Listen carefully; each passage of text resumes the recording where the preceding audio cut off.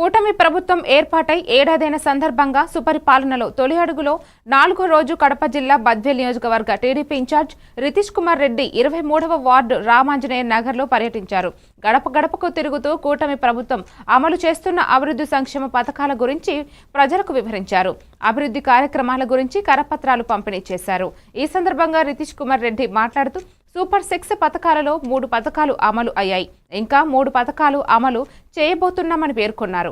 ఈ కార్యక్రమంలో ward incharge Mahabub బాషా, తెలుగు యువత జిల్లా ఉపాధ్యక్షులు జహంగీర్ బాషా, నగర మైనార్టీ అధ్యక్షులు పిఆర్పి బాషా, నగర అధ్యక్షులు వెంగల్ రెడ్డి, బద్వేల్ మండల అధ్యక్షులు టీవీఎస్ రవి పాల్గొన్నారు.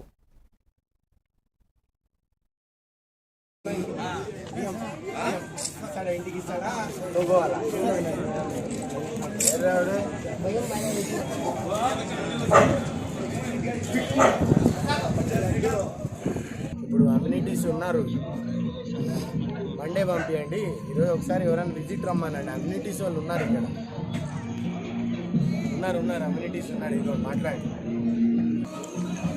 ఒక్క నిమిషం ఉండు. తిని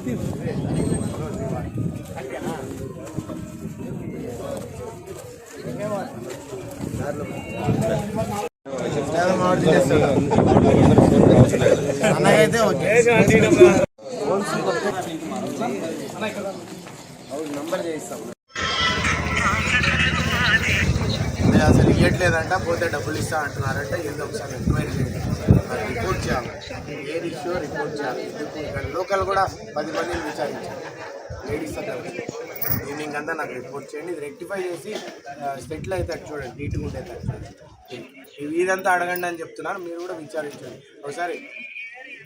సుమిత్రా నగర్, ఇది 16వ వార్డు, సుమిత్రా నగర్ 16వ వార్డు.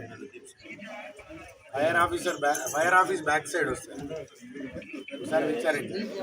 విజయమ్మ అనేసి ఇక్కడ ఉన్నారు, కోడూరు విజయమ్మ కుమారి, నోట్ చేసుకోండి.